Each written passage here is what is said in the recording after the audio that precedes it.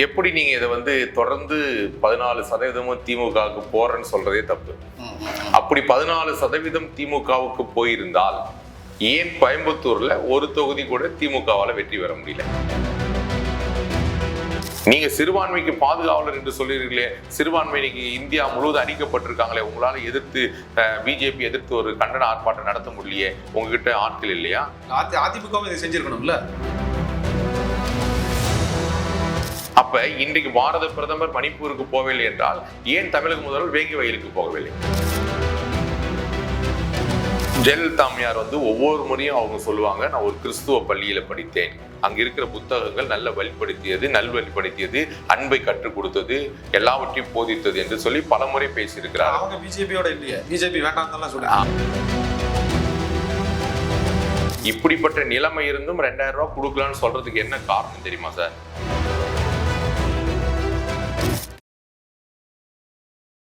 வணக்கம். நம்மோடு இன்று இணைந்திருப்பவர் ஒருங்கிணைந்த கிறிஸ்தவ கூட்டமைப்பின் பொதுச் செயலாளர் பேராயர் டாக்டர் மேசக் ராஜா அவர்கள். வணக்கம் சார். வணக்கம் சார். நீங்க தொடர்ந்து அதிமுகவின் சார்பில் குரல் கொடுத்துட்டு இருக்கீங்க. சிறுபான்மையினருடைய வாக்குகளை திமுக தான் அறுவடை செய்யும். நாங்க 14% வாக்குகளோட தான் நாங்க ஒவ்வொரு தேர்தலையும் சந்திக்கிறோம் அப்படின்னு அவங்க தொடர்ந்து சொல்லிக்கிட்டே இருக்காங்க. சிறுபான்மையினருடைய வாக்குகள் உண்மையில யார் பக்கம் இருக்கு? ஏன் சிறுபான்மையர்கள் அதிமுகவுக்கு வாக்களிக்கணும்னு நினைக்கிறீங்க? அதாவது சார், எப்படி நீங்க இதை தொடர்ந்து 14% திமுகவுக்கு போறேன்னு சொல்றதே தப்பு. அப்படி 14% திமுகவுக்கு போயிருந்தால் ஏன் கோயம்புத்தூர்ல ஒரு தொகுதி கூட திமுகவால வெற்றி பெற முடியல? கோயம்புத்தூர்ல 11 தொகுதி இருக்கு. ஒருவேளை சிறுபான்மை கிறிஸ்துவ மக்கள் 14% திமுகவுக்கு தான் ஓட்டு போடுவாங்க அப்படின்னு உண்மையா இருந்தால் கோயம்புத்தூர்ல ஒரு தொகுதியில ஜெயிச்சிருந்தா சிறுபான்மை மக்கள் ஓட்டு போட்டிருக்காங்கன்னு அர்த்தம். அப்ப கோயம்புத்தூர்ல சிறுபான்மை மக்கள் ஓட்டு போடல. சிறுபான்மையர்கள் அதிகமா இருக்கிற இடங்கள்ல திமுக ஜெயிக்குது இல்ல? இல்லையே. சிறுபான்மை அதிகமா இருக்கக்கூடிய நாகர்கோயில்ல யார் ஜெயிச்சா? சிறுபான்மை மக்கள் அதிகமா இருக்கக்கூடிய திருநெல்வேலியில யார் ஜெயிச்சா? சிறுபான்மை மக்கள் அதிகமா இருக்கக்கூடிய கன்னியாகுமரியில யார் ஜெயிச்சா? பாளையங்கோட்டை, நாகப்பட்டினம் மக்கள்லாம் ஜெயிக்கிறாங்க. அதாவது சார், நீங்க சொல்லக்கூடியது ஒரு சிலதை ஓகே, நீங்க முற்றிலும் 14% அவங்களுக்கு போகுதுன்னு சொல்றீங்களே, அதை நான் பேச வருகிறேன்.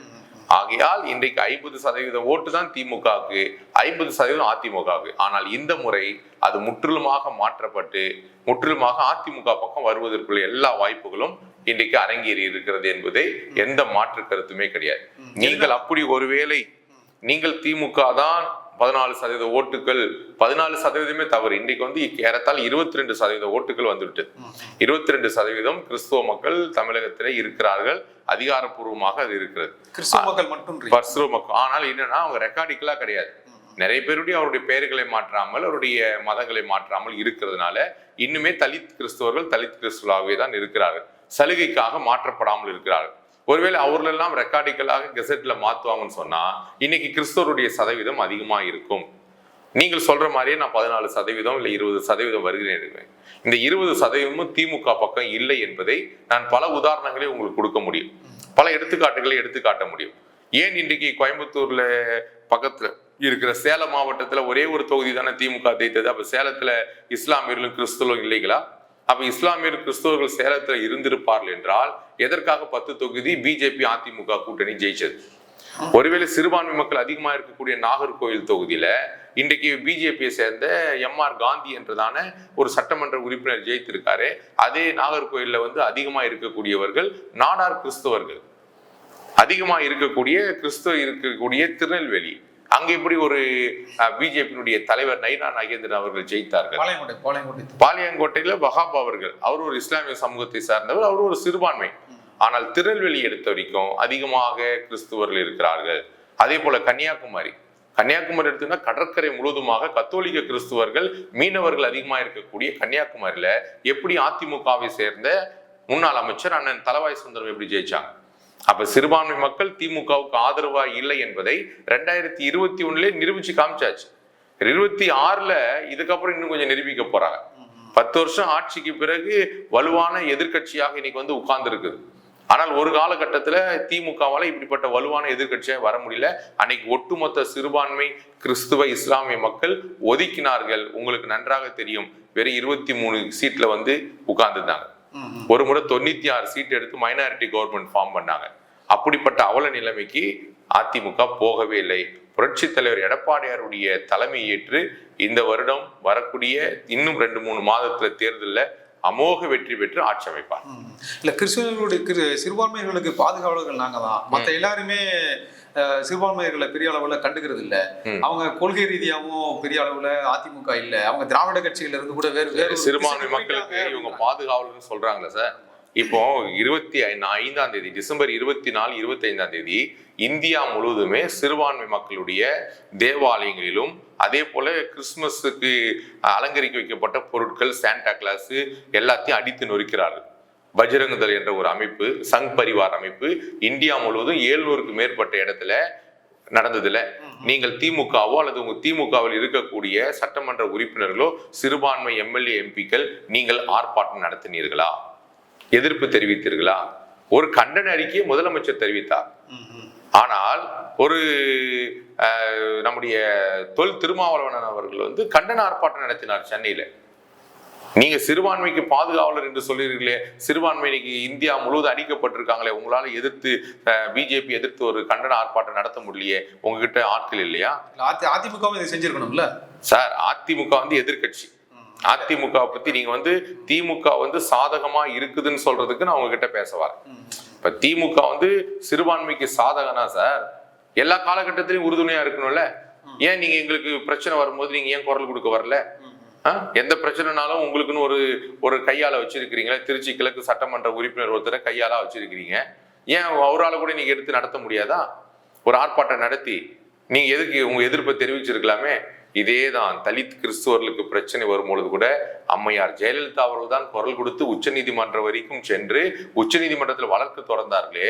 இன்றைக்கு 40 எம்எல்ஏ, 40 எம்பி, 39 எம்பி வைத்திருக்கிற 10 வருடமாய் என்றைக்காவது பாராளுமன்றத்துல ஒரு நாள் இதற்காக போராடி வெளிநடப்பு செய்து காந்தி மண்டபத்துல நீங்கள் போர்க்கொடி தூக்கினீர்களா?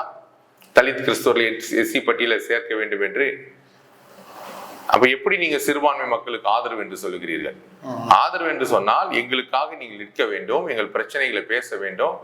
சும்மான நீங்க எங்களை பிஜேபின்னு காட்டி பூச்சாண்டித்தனம் காட்டுறது அது நடக்காது சார். தொடர்ந்து பிஜேபி மணிப்பூரா இருக்கட்டும், அங்கேயுமே கிறிஸ்தவர்களுக்கு எதிரான சர்ச்சை எல்லாம் கொடுத்துனாங்க அந்த பெரிய கலவரத்துல.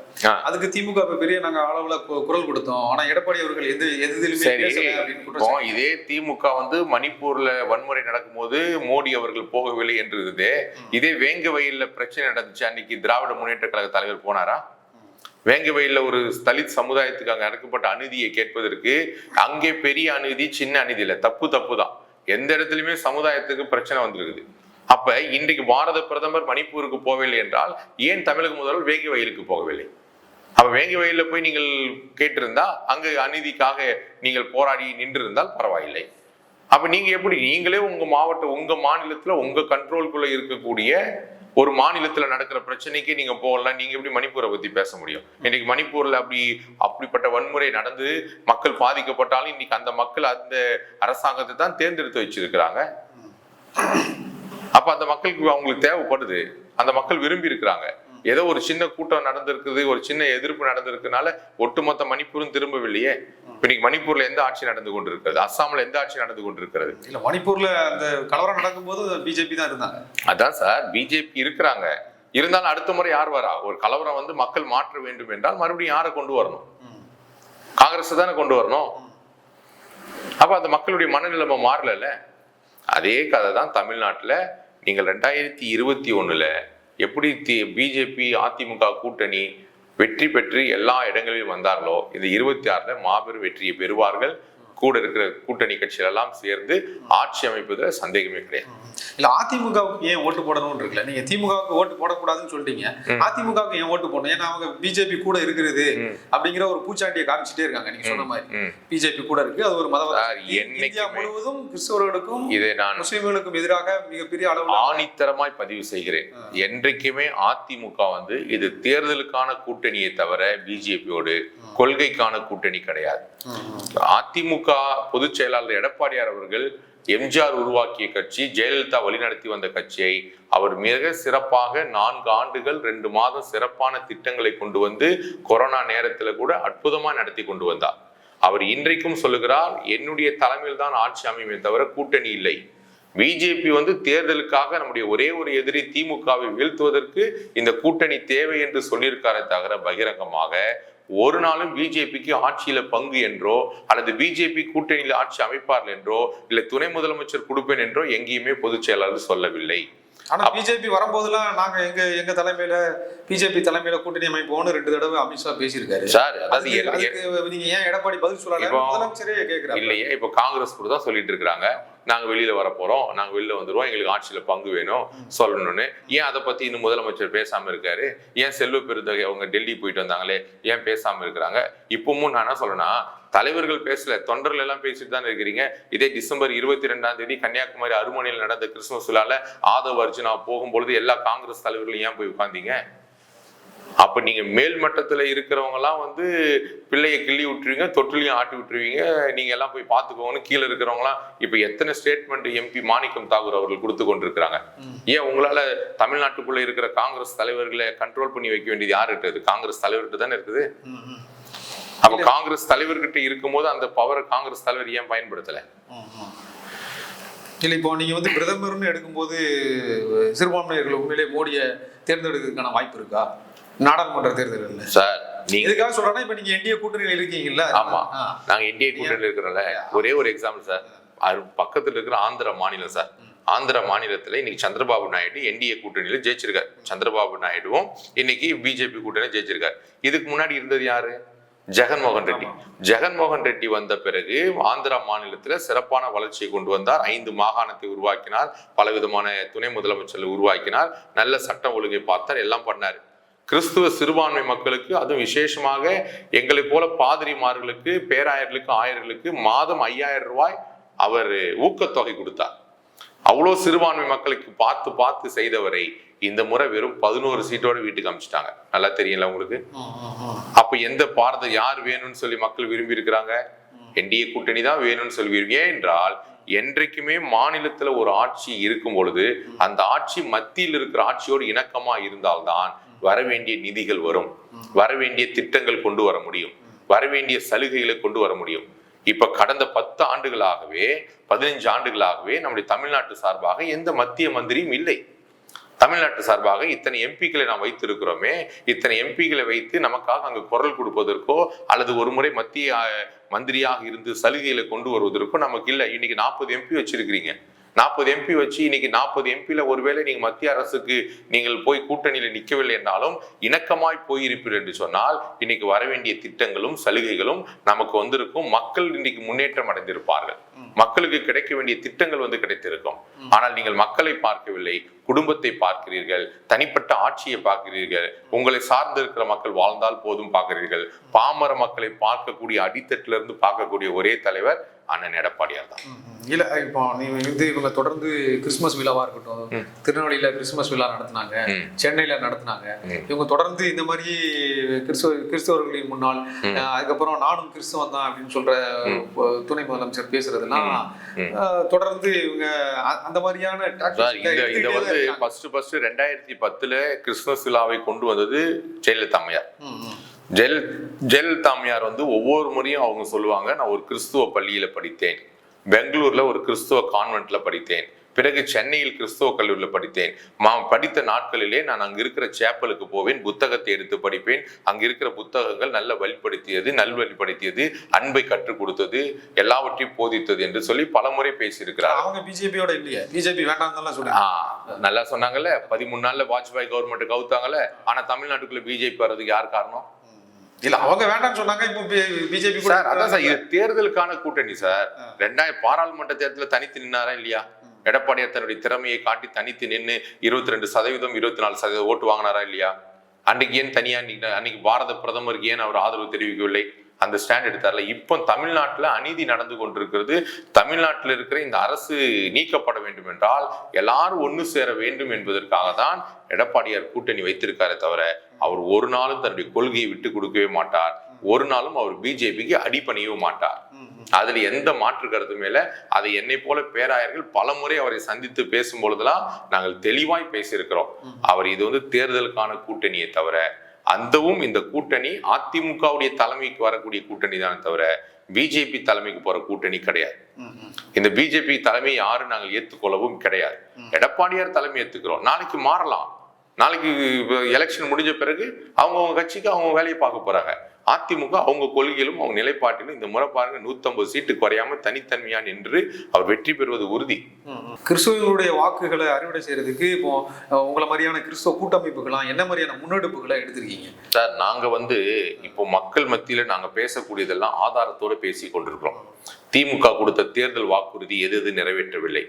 இப்போ கொண்டு வந்த ஒரு ஜீவோ வந்துச்சு, கிறிஸ்துவ மக்களுக்காக கொண்டு வந்த அந்த ஜீவோ பொய்யானது. தேர்தல் வாக்குறுதி 492 நிறைவேற்றவில்லை. இதெல்லாம் திட்டங்கள் எல்லாம் கொண்டு வந்து செய்து கொண்டிருக்கார்களோ அதையெல்லாம் எப்படின்றது நாங்கள் வெளிவட்டமாய் கொண்டு வந்து இன்னைக்கு காண்பித்துக் கொண்டிருக்கிறோம். இன்னைக்கு மக்கள் மத்தியிலே நாங்கள் கொண்டு வரக்கூடிய எல்லா காரியமும் மக்கள் இன்னைக்கு விழிப்படைந்து விட்டார்கள். இன்னைக்கு எதுவாக கூட இருக்கட்டும், நாங்கள் ஒரு காமனா பேசுறேன். நான் ஒரு தமிழ் உணர்வோடு பேசுறேன். ஜல்லிக்கட்டுக்கு காலை அடக்கிறவர்கள் இன்றைக்கு அரசு வேலை என்று சொன்னவர் கடந்த 4 ஆண்டுகளாக ஏன் சொல்லவில்லை? தமிழ்நாட்டு மக்கள் தானே. அப்ப 4 ஆண்டுகளாக ஜல்லி காலை அடக்குனவர்கள் எங்கே போனார்கள்? காலை அடக்குனவர் நம்ம தமிழர் தானே, நம்ம மதுரை மண்ணை சேர்ந்தவர் தானே. ஏன் அந்த 4 வருஷமா அன்னைக்கு வந்த கவர்மெண்ட் அமைஞ்ச 2021 2022க்கு போகும்பொழுதே நீங்க அலங்காநல்லூர்லயும் பாலமேட்லயும் அவனியாபுரத்திலையும் காலை அளக்கிறவனுக்கு அரசு வேலையை கால்நடைத்துறையில் அறிவிப்பு கொடுத்துருக்கலாமே? ஏன் இன்றைக்கு போய் நாங்க 10 லட்சம் 20 லட்சம் லேப்டாப் கொடுக்க போறோம்னு 2 மாசத்துல நீங்க அறிவிக்கிறீங்களே? அப்ப 4 வருஷம் பிள்ளைகளுடைய படிப்பு என்னானது?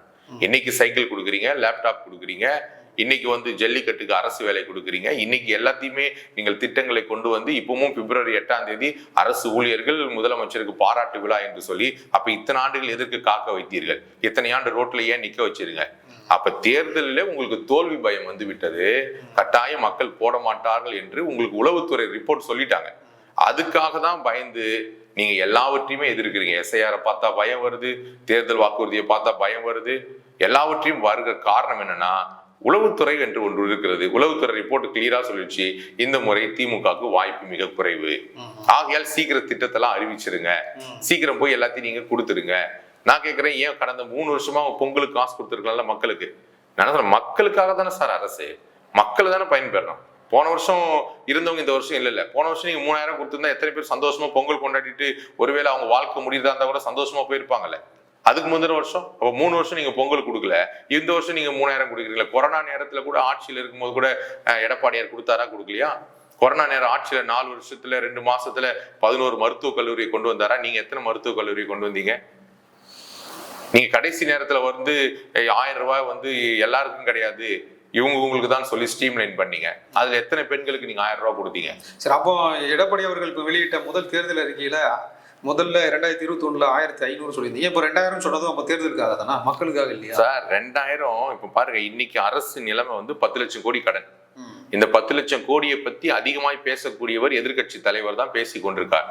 இப்படிப்பட்ட நிலைமை இருந்தும் 2000 ரூபாய் கொடுக்கலான்னு சொல்றதுக்கு என்ன காரணம் தெரியுமா சார்? அதுதான் திறமை, அதுதான் நிர்வாகத்தை எப்படி கையாள வேண்டும்.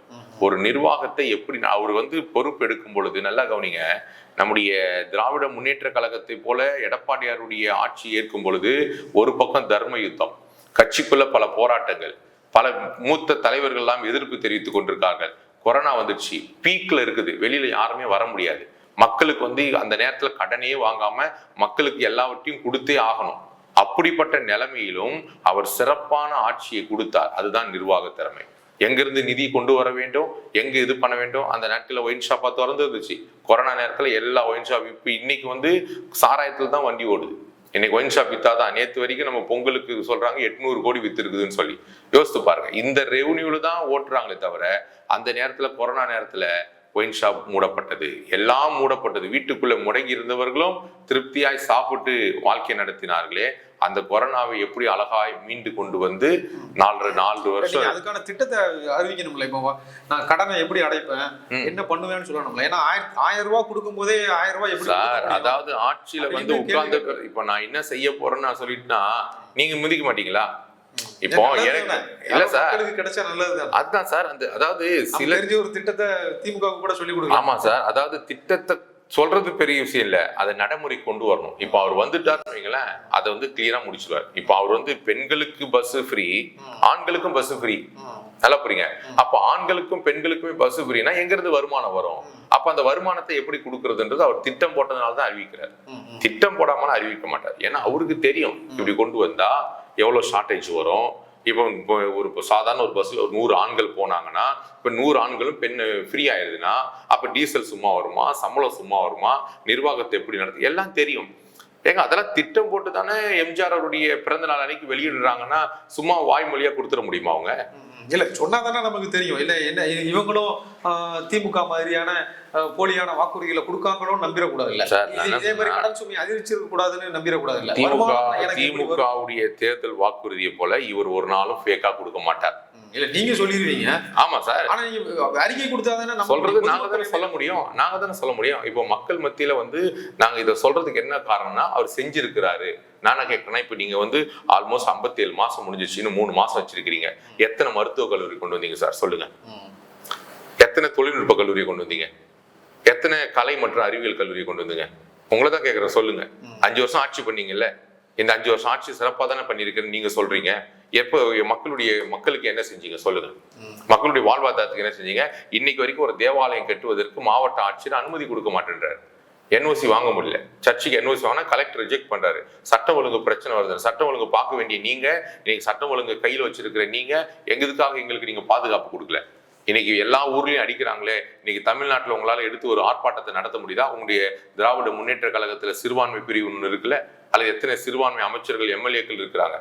இதே நீங்க கிறிஸ்துமஸ் விழா நடத்துறீங்களே, கிறிஸ்துமஸ் விழாவை நடத்தும் பொழுது சமத்துவமாக நடத்துகிறீர்கள், ரொம்ப சந்தோஷம். அந்த கிறிஸ்துமஸ் விழாவில் நீங்க பேசும்போது சென்னை மயிலினுடைய பேராயர் எந்திரித்து போயிட்டார்.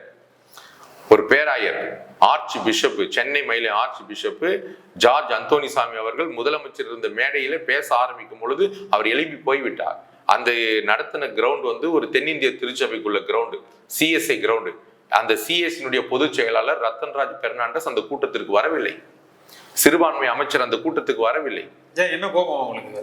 அதெல்லாம் நீங்க தான் கேட்கணும், நாங்க எங்களை எப்படி கேட்குறீங்க? நீங்க சொல்றீங்கல்ல, இப்ப எதுக்குங்க இப்போ ஒரு சிஎஸ்ஐ கேம்பஸ்ல நடக்கிறாங்க, ஒரு சிஎஸ்ஐ கேம்ப்ல நடக்கக்கூடிய அந்த சிஎஸ்ஐ பொதுச் செயலாளர் அந்த கூட்டத்துக்கு வரலையே. அவர் வந்து இவ்வளவுக்கும் தாட்கோ நம்முடைய பொருளாதார மேம்பாட்டு கழகத்தினுடைய தலைவரா இருக்கிறார், அரசு பதவியில் இருக்கிறாரு.